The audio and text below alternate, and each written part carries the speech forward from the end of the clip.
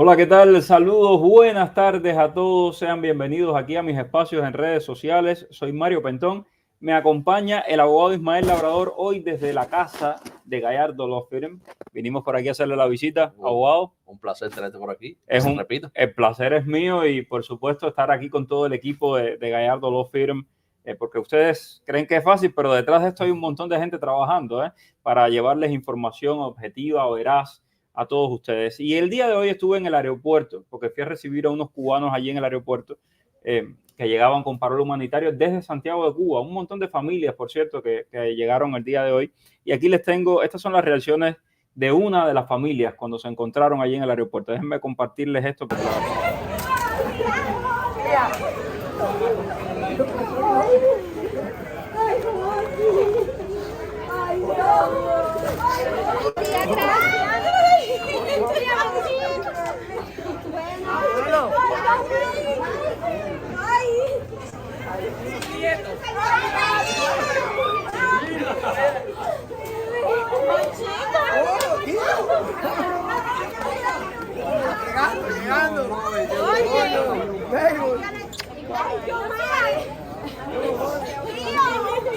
Bienvenido. Gracias.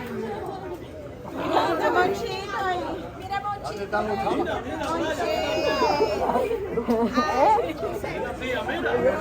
Ay, José, mi hijo. Ay, estamos felices, muy felices. Ay, Dios mío.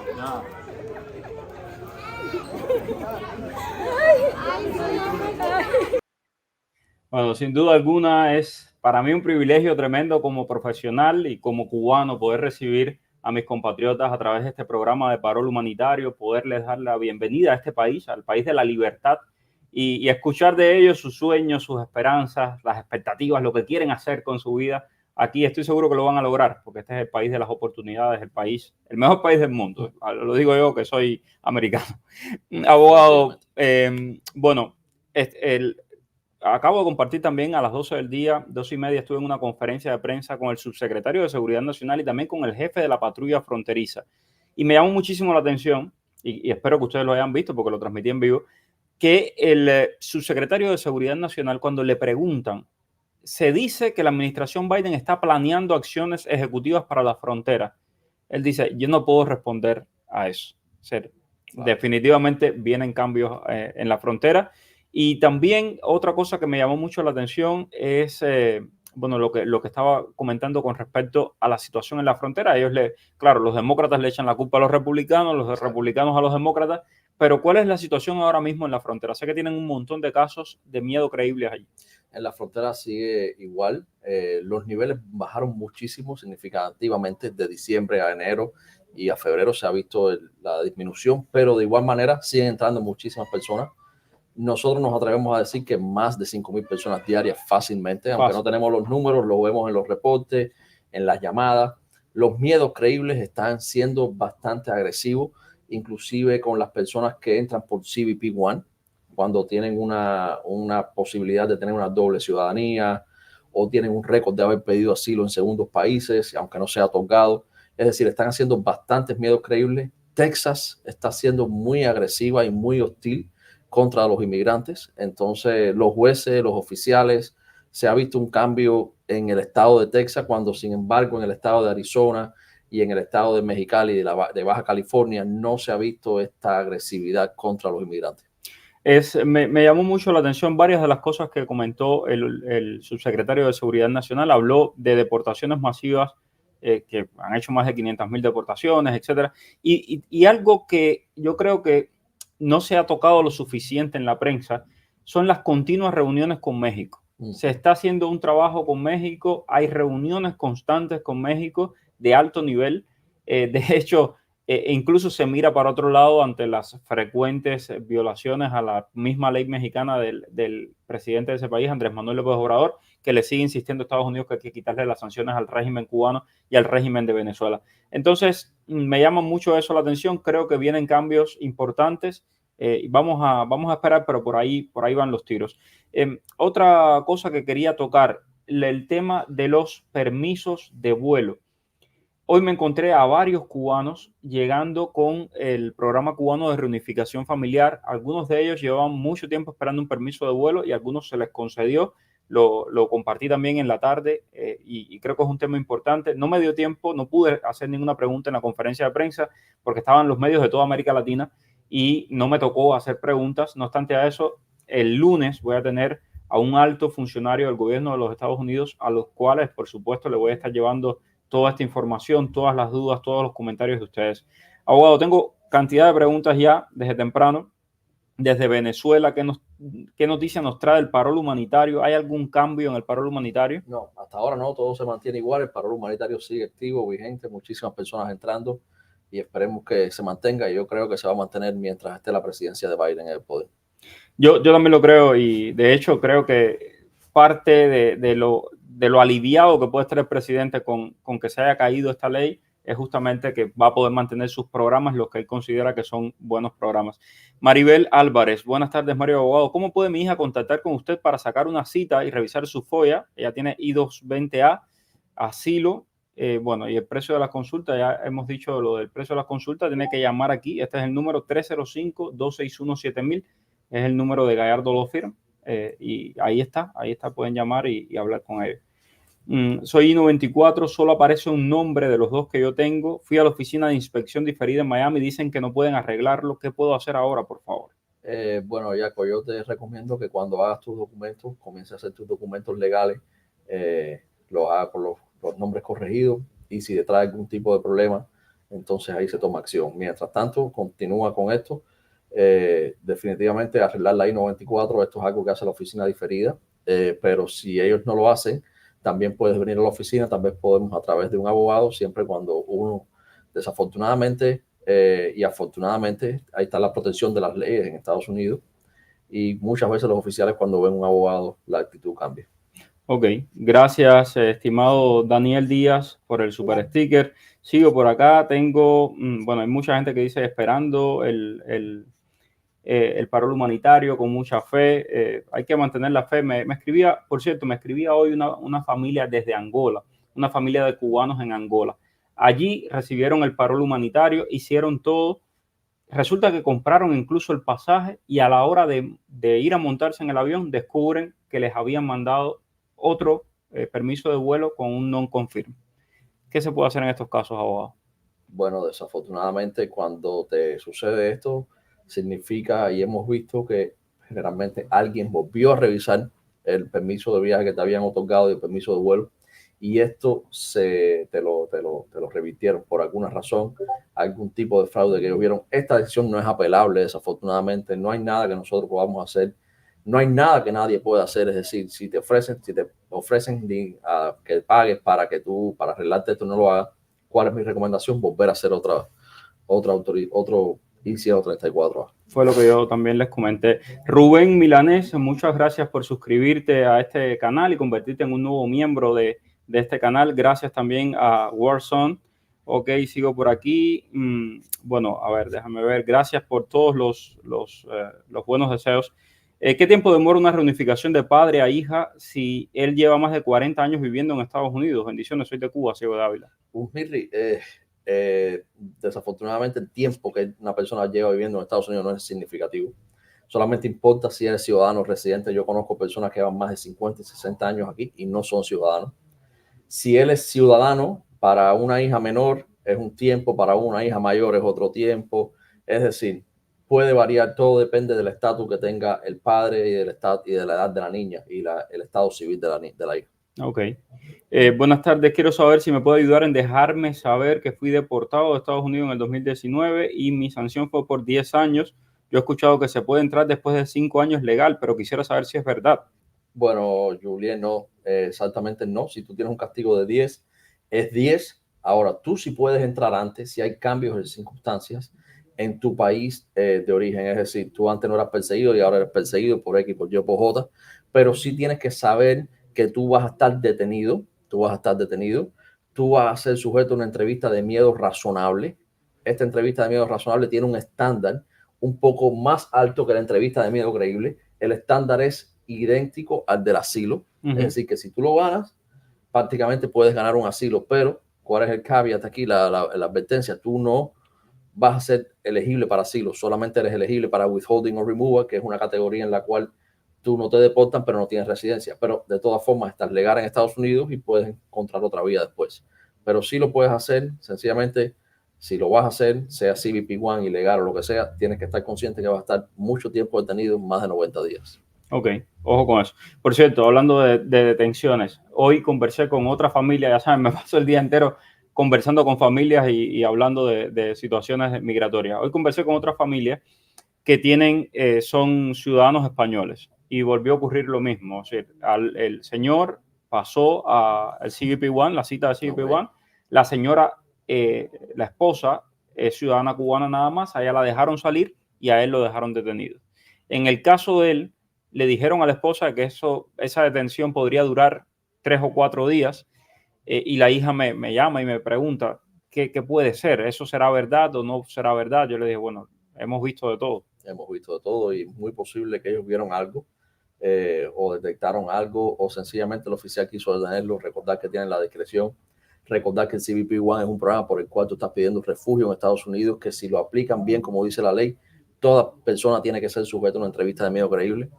Tal vez él fue una de las personas que están siendo, tal vez le van a hacer una entrevista de miedo creíble. Entonces yo te recomendaría tener un abogado listo en stand-by ahí para si él necesita uno. Ok, voy a Instagram, donde hay un montón de comentarios también y tenemos más de 100 personas conectadas. Dice, abogado, buenas tardes. ¿Cuánto se puede tardar un juez en cerrar la corte? Nosotros sometimos la moción con uno de los abogados de Gallardo desde noviembre, pero todavía no nos han cerrado la corte.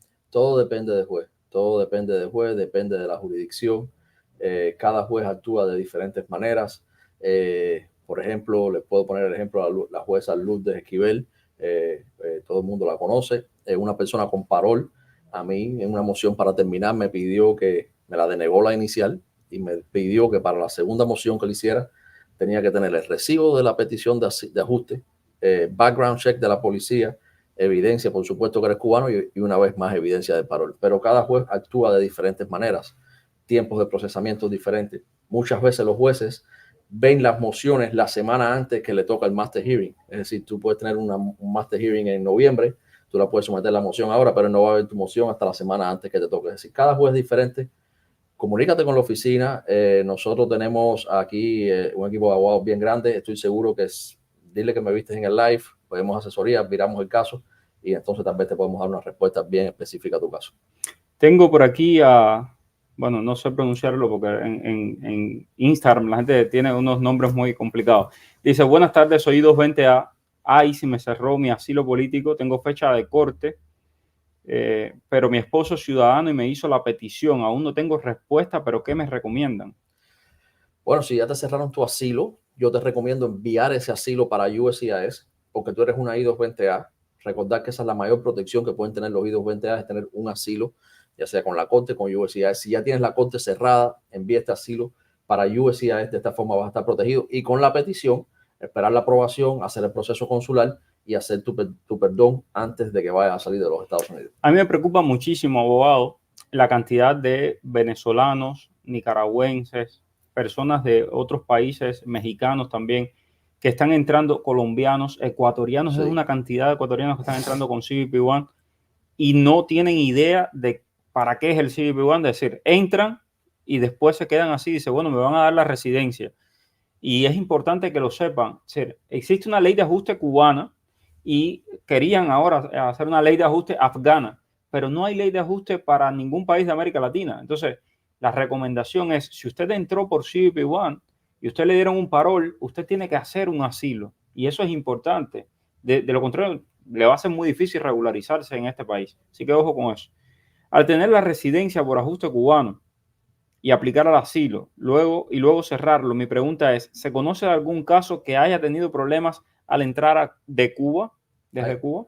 Hay muchos casos, no exactamente esa situación, pero estoy seguro que esa situación existe, pero sí hay casos de fraude, casos en los cuales tú dices que tienes miedo de regresar a tu país, después regresas y después vienes aquí a Estados Unidos. Recordar que el hecho de que tú cierres tu asilo no significa que el récord no está ahí. Entonces tienes que estar bien consciente que todo te puede pasar. Ok, tengo por aquí, gracias Aaron, tengo por aquí a ver cómo puedo hacer algunos comentarios de TikTok. Dice Diane, soy I-220A, mi segunda corte es en julio para discutir el asilo. ¿Puedo extenderla o eso me convendría? Bueno, todo depende. Si tú tienes un caso de asilo que ya está sólido y ya tienes suficientes testigos, tienes suficientes evidencias, tienes un abogado que está preparado para tu caso y tu abogado está consciente y conforme con la evidencia, sí, puedes continuar con tu caso. Si no estás lista para tu caso de asilo, esto no es un juego, yo te recomiendo extenderla, pero ahora extender la corte no es pedirle al juez extiéndeme la corte y ya. Tienen que haber circunstancias y razones excepcionales por las cuales tú quieras extender la corte, no es para ganar tiempo. Entonces, me imagino que tengas abogada o abogado porque ya tienes la segunda fecha de corte bien cerca, entonces es algo que tendrías que hablar con él. Abogado, tengo aquí también un comentario de Gata en TikTok. Dice, tengo una niña con un americano, él falleció. ¿Qué puedo hacer para traerla? Yo soy cubana y entré con parol. Bueno, desafortunadamente, tienes que esperar a obtener tu residencia y reclamarla después. Ok. ¿Cómo puedo hacer para contactar a un abogado para cuando tenga que renovar mi permiso de trabajo? A los que están en TikTok no pueden verlo porque no aparece la pantalla en TikTok, pero el número es 305-261-7000. Ahí está en pantalla, 305-261-7000. Buenas tardes. Hace 35 años entré con asilo, no fui a la corte, a los 4 meses me regresé a mi país, ya me salió la cita de CBP-1. ¿Eso me puede afectar en algo? Soy de Guatemala. Sí, por supuesto, Alejandro, vas a tener una orden de deportación a ausencia, te diría 100%. ¿Qué va a pasar cuando entre? Vas a estar detenido. Entonces, vas a tener que explicar por qué no fuiste a esta corte, qué pasó. Mi recomendación, Alejandro, ten un abogado listo para cuando entres aquí a los Estados Unidos con tu cita de CBP-1. Excelente. Tengo por aquí a Aileen. Aileen dice, buenas tardes, Mario Abogado. Mi sobrino y yo estamos en el mismo registro de la CBP-1. Llegando a la frontera nos separaban por no ser la madre. Nos separarán, me imagino, por no ser la madre. Saludos y bendiciones. Sí. Y les cuento algo que hoy salió en la conferencia de prensa. El jefe de la patrulla fronteriza reconoció en esa conferencia de prensa, yo se las compartí al mediodía, que hay inmigrantes que utilizan a niños adormecidos, probablemente sabrá Dios si con droga o con qué, y cruzan la frontera con ellos porque como saben que para los americanos, que para Estados Unidos es importante la unidad familiar, pues entonces entran con esos niños, hacen pasar como que son niños de ellos y para que los procesen. Claro, es increíble. Por eso es tan importante y por eso es que yo sé que hay personas que dicen, no, pero es mi sobrino. Ok, pero usted no tiene la patria potestad sobre ese niño, ni la custodia legal sobre ese niño. Claro que te van a separar y después que pruebes que efectivamente es tu familiar y que tú tienes la custodia legal, si mamá o papá están aquí en Estados Unidos, pues se lo entregarán a mamá o papá. Pero es un tema muy grave el tema de los niños. Sí, definitivamente Estados Unidos protege mucho los menores. Hay una red de tráfico mundial de menores para prostitución, para órganos, para servidumbres. Y Estados Unidos está enfrascado y tiene una lucha grandísima contra eso, algo bien bueno, pero desafortunadamente es un país muy grande que tiene muchos huecos y entonces por eso es que ellos son bien exigentes con los niños no acompañados. Hablando de huecos, otra cosa que salió en esa entrevista hoy, que en esa conferencia de prensa hoy, que me llamó mucho la atención, es que contaba el jefe de la patrulla fronteriza, los cárteles mexicanos saben que nosotros vamos a tratar de salvar a los migrantes que entran por el río. Entonces lo que hacen es que mandan grupos de migrantes, cuando ese grupo de migrantes está entrando por una parte del río, por otra parte del río están llevando la droga. Exacto. Y entonces, bueno, nuestros recursos son limitados y tratamos siempre de salvar primero a la persona. Dice, y él contando un poco cómo son las tácticas de todos estos que se están beneficiando lamentablemente de toda esta locura. Una de las causas de la frontera abierta y una de las causas que quieren cerrar la frontera es eso y la cantidad de información y de espías que pueden estar entrando, chinos, rusos, de todos estos países aquí, Estados Unidos, cubanos. Joel, Mario, yo estaba en Panamá y un amigo me hizo el favor de adelantarme el registro para solicitar la cita de CBP-1, pero me arrepentí, me fui a Cuba porque mi familia me puso el parol. ¿Será problema porque no me fui a México? No, para nada. Para nada.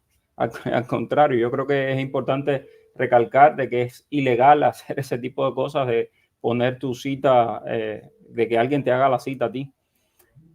Voy a cumplir un año de parol, ¿qué me recomiendas? Hoy mismo me llamó una señora igual, paciencia, es lo único que te puedo recomendar. Muchísimas aprobaciones en los últimos días del día 11 de enero, así que está cerca tu día posiblemente. Exacto, del día 11 de enero, hoy esa familia, una de las familias que entrevisté era del 11 de enero, de agosto muchísimas aprobaciones, de varios días después de enero, del veintitantos de enero. Dice, a ver, tengo por aquí, soy I220A, dice Delmis Aguiar, asilo sin abogado, entré el 29 de julio del 2022, tercera corte dentro de poco, ¿qué puedo hacer? Buscate un abogado, ya es hora que te busques un abogado, arreglar tu asilo, tener un asilo bien sólido. Espero que no hayas tomado las alegaciones en los master hearings que te hicieron. Hoy casualmente estuve frente al juez Steven Mander.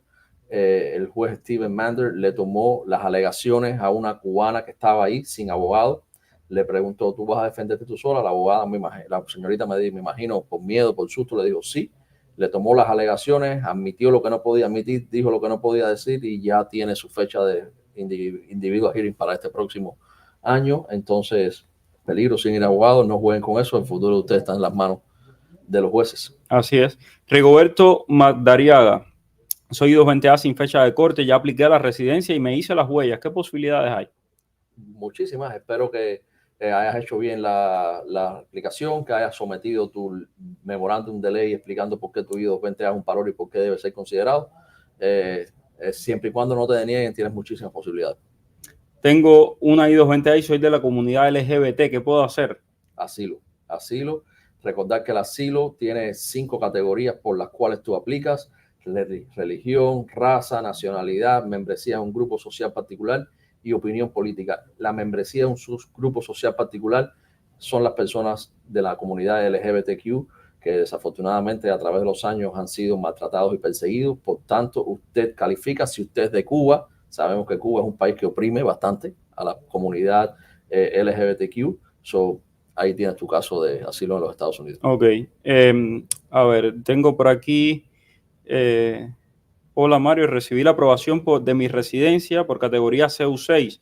¿Puedo viajar a Cuba sin problema? Sí. Técnicamente sí puedes viajar a Cuba sin problema. Recuerda que si tienes un caso de asilo tenías que cerrarlo. Yo entré en lancha hace 2 años, apliqué asilo, no me ha llegado fecha de corte. ¿Puedo aplicar a un parol? Sí, por supuesto. Ahora lo importante es saber si te reportaste o no. Si no te has reportado, es un peligro ir a reportarte, porque te pueden dejar detenido y ponerte en deportación expedita. Si te reportaste inicialmente, tienes más posibilidades y menos riesgo de ser detenido. Y Delmis Aguiar aclara, ese no es mi caso, es de una amiga mía que se llama Shakira. Y Delmis, yo me imaginé, yo dije, bueno, y Delmis no era esta. Ok, es una amiga que no tiene recursos para un abogado y ella tiene una bebé, ahora es que está teniendo permiso de trabajo, pero bueno, nada, que es el caso de Shakira. Shakira, vas a tener que buscar ahí cómo puedes regularizarte. Mario, abogado, soy cubano, nacionalidad española, vivo en México con residencia temporal. ¿Pudiera viajar a Estados Unidos con un ESTA luego de estar fuera de Cuba por más de 6 meses? No creo que te aprueben el ESTA a todas las personas que son cubanos. Y al principio eran las personas que estaban yendo a Cuba, pero básicamente todo el que sea cubano ya cambió. Le van a denegar el ESTA y se lo retiraron para atrás a todas las otras personas, así que no puedo. Y muchas personas también me preguntan, bueno, ¿y por qué esto es una discriminación con los cubanos españoles? Si usted es iraní español, le va a pasar igual. Si usted es norcoreano español, le va a pasar igual. Si usted es de Siria y también tiene ciudadanía española, le va a pasar igual. No es una cosa específica con los cubanos, es con todos los que están en la lista de países patrocinadores del terrorismo. Y Cuba está en esa lista y evidencias hay de sobra para que se mantenga ahí, lamentablemente. Harold Castro, saludos, no sé qué hacer, tengo 2 paroles. En el primero, enero del 23, mi patrocinador falleció. El segundo, de agosto, es mi tío. Debo cerrar el primero porque ya no es válido, pero perdería varios meses de antigüedad. Sí, definitivamente tienes 2 paroles, no puedes tener 2 paroles. El riesgo de tener los 2 paroles activos significa que te pueden cerrar los 2 en cualquier momento. El riesgo de cancelar uno y entonces quedarte con el de agosto, pierdes tremenda cantidad de tiempo, pero de igual manera en algún momento se van a dar cuenta que el patrocinador falleció. No, y hay otro tema. No sé si tengas acceso al correo del patrocinador, pero ¿cómo vas a obtener el código que te dan para que puedas crear tu cuenta de USCIS? Sí, varias situaciones ahí complicadas. Eso es una ruleta rusa lo que tienes en las manos. Ok, entré el 23 de noviembre por CBP. Tengo fecha de corte para el 2027. ¿Qué debo de hacer? Si eres cubano, Giovanni, cerrar la corte desde ahora, mandar una moción para cierre de corte desde ahora. No esperes al 2027, no esperes a tu año y un día, hazlo desde ahora. Ok, perfecto. No puedo leer ese nombre. Con la nueva actualización del programa de reunificación familiar, ¿la reclamación entre hermanos sigue tardando lo mismo o se beneficia de un parol en menos tiempo, mi hermano? Sigue tomando igual. Recordar que para que tú seas beneficiario del programa de reunificación de parol, tienes que tener la petición familiar aprobada. Después que está aprobada, tú entras y puedes recibir esta invitación. Desafortunadamente, la reclamación como tal, la I-130, se demora bastante de hermano a hermano. Ahora una pregunta. Hoy estuve conversando con una familia que el papá está reclamando a la niña, a su hija que está en Cuba, que es menor de edad. Y les llegó una carta y en la carta ellos me explicaron, ¿no? Que decía algo así como que te damos la posibilidad de hacer un I-485, ya tienes ya la aprobación de la I-130, te damos la posibilidad de hacer residencia o obtener una visa de inmigrante. ¿Qué significa eso? La niña está en Cuba. La niña está en Cuba. Bueno, me imagino, no sé, no estoy claro con eso, pero si eres ciudadano, la niña nació y él era ciudadano, tal vez estás dándole la posibilidad de que la niña obtenga la ciudadanía. Eso es algo que la embajada manda solo. Ah, sí. Entonces, maybe es eso. Tendría que ver la carta, pero sí, puede ser eso. Ok, bueno, y déjame por acá, dice, soy cubana, ¿puedo esperar el parol en República Dominicana? Sí. De hecho, he visto gente llegar de República Dominicana, de Surinam, de Guyana, de España, de dónde más hemos visto llegar, bueno, de Europa del Este también, varios países. Tengo una persona aquí en la oficina de Mozambique. De Mozambique, wow, de Angola también hemos visto llegar. Entré por CBP One, este ya lo leí, este también, vamos a saltarnos un poquito. Soy como ciudadano español actualmente viviendo en España hace 3 años, ¿puedo solicitar el CBP One? No, tienes una doble ciudadanía, no aplicas al CBP. Bueno, discúlpame, CBP One sí puedes entrar, lo que sí tienes que estar consciente de que... Y vives en España hace 3 años, hermano, ¿cómo tú no sé, a lo mejor me equivoco yo, ¿no? Pero ¿cómo tú vas a decir en la frontera que eres perseguido en España? Exacto. ¿Perseguido por qué? La siesta española... Si no te hacen ninguna pregunta, estás bien, si no... La siesta española es buenísima. Muchas gracias, saludos y bendiciones. Yo soy venezolano esperando el parol humanitario desde marzo del 23. ¿Cómo mi patrocinador puede hablar con un agente de USCIS cuando quien atiende es un robot? Yo llamo y aquello es horas y horas y horas, y me imagino que ustedes igual. Igual, sencillamente tienes que decir las palabras correctas en muchas ocasiones y pedir hablar con un agente. Y entonces ahí pedir una cita de información y entonces ahí es que tú vas a poder hablar con alguien. Soy cubano, parol 212 de 5. ¿Puedo cerrar mi corte? Sí, por supuesto. ¿Cómo saber si tengo corte? Si en mi NTA tengo y en la página de Case Status y el número de inmigración me dicen que no tengo. Si no tienes en el Case Status y en el teléfono no tienes, y si lo tienes en la fecha de NTA, yo te aconsejo que vayas a la fecha de corte el día que dicen el NTA. ¿Por qué? Cortes como Orlando funcionan terriblemente. No funciona nada. Y tú pones tu número de caso en el sistema, no sale, llamas al teléfono y no sale, y vas a la corte y tienes tu fecha de corte. Por poner un ejemplo, Orlando no es la única, hay otros lugares que trabajan muy mal, desafortunadamente, aquí en los Estados Unidos. Entonces, ¿cuál es mi mejor consejo? Ves el día del NTA, si no tienes corte, van a decir que no tienes corte, vas para tu casa y ahí estás tranquilo al menos. Ok, Ismaray, ayuda a mi esposo, viaja el sábado por parol. ¿Qué otros documentos necesito además de su permiso de viaje? De todo lo que hemos visto a lo largo de este año, su permiso de viaje es esencial y su pasaporte es esencial. Si puede tener su acta de nacimiento, buenísimo. Si puede tener alguna prueba de que es conocido, de que tiene una relación con su patrocinador, buenísimo. Hemos visto gente que los han regresado porque le empiezan a hacer preguntas al patrocinador. No, yo no lo conozco. O me hizo el favor de ponerme el parol. Eso es dejado por regla. Entonces, ojo ahí. Y tengo por aquí, me llegó la autorización de viaje anoche. Tiene un error en mi nombre. Llamé a CBP. Me dijeron que no puedo viajar así, que tengo que volver a aplicar. Dios mío. Wow. Tratar de cambiar la autorización de viaje. Porque definitivamente con un error en tu nombre no eres tú la que tienes el permiso de viaje. Tienes que por todos los medios tratar de cambiar la autorización de viaje, escribirle a USCIS es lo mejor que puedes hacer. Sí, y te digo, he visto casos también de personas que han estado en tu misma situación y han viajado y los han procesado. pero eso es a suerte y verdad. Hay quien sí, hay quien no. Eso todo depende del oficial de inmigración que te toque y de los oficiales en el aeropuerto que te toquen. Entonces, bueno, nada, quería compartir con ustedes esto. Gracias, abogado. Gracias por su tiempo. Gracias por Y venir. nos vemos mañana a las 5 de la tarde aquí, aunque hoy por la tarde vamos a tener bastante información también. Más tarde vamos a hacer otro live con un tema de criminal. Con un tema criminal. Es un asunto interesante. Una mula, una super mula. Ya les contaré. Bueno, gracias. Chao. Dime cuál es